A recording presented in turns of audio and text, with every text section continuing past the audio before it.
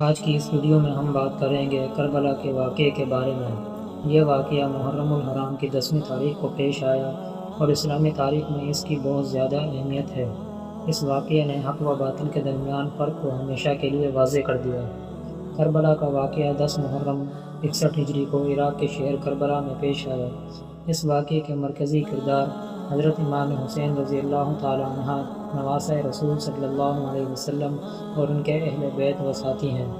یہ واقعہ یزید بن معاویہ کی خلافت کے دوران پیش آیا۔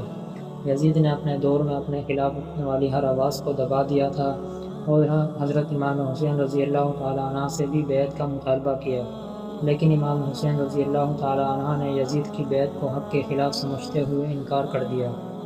یزید کی بیعت سے انکار کے بعد امام حسین رضی اللہ تعالیٰ عنہ مدینہ سے مکہ مکرمہ روانہ ہوئے۔ مکہ مکرمہ میں کچھ دن عرصہ قیام کے بعد آپ اپنے اہل بیت اور کچھ ساتھیوں کے ساتھ عراق کی طرف روانہ ہوئے۔ کربلا پہنچنے کے بعد امام حسین رضی اللہ تعالیٰ عنہ اور ان کے ساتھیوں کا پانی بند کر دیا گیا۔ یزیدی فوج نے فرات کے کنارے خیمہ زن ہو کر امام حسین رضی اللہ تعالیٰ عنہ کے خیموں کا محاصرہ کر لیا۔ 9 محرم کی رات کو امام حسین رضی اللہ تعالیٰ عنہ نے اپنے ساتھیوں کو آخری نصیحت کی اور فرمایا، میں تمہیں اجازت دیتا ہوں کہ تم یہاں سے چلے جاؤ، یہ لوگ صرف میری جان کے در پہ ہیں۔ مگر ان کے وفادار ساتھیوں نے یہ بات سننے سے انکار کر دیا اور کہا کہ وہ امام حسین رضی اللہ تعالیٰ عنہ کے ساتھ رہیں گے۔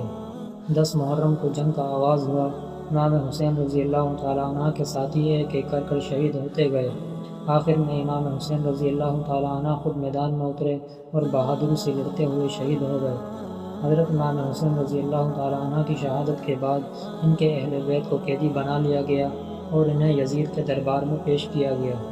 کربلا کے واقعے نے مسلمانوں کو حق و باطل کے درمیان واضح فرق دکھایا۔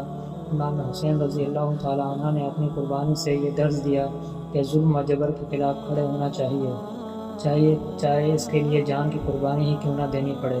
کربلا کا یہ واقعہ ہمیں یاد دلاتا ہے کہ ہمیں حق و انصاف کے راستے پر چلنا چاہیے اور باطل کے خلاف کھڑے رہنا چاہیے۔ ہمیں امام حسین رضی اللہ تعالیٰ عنہ اور ان کے ساتھیوں کی قربانی کو یاد رکھتے ہوئے اپنی زندگیوں کو ان کے اصولوں کے مطابق گزارنا چاہیے۔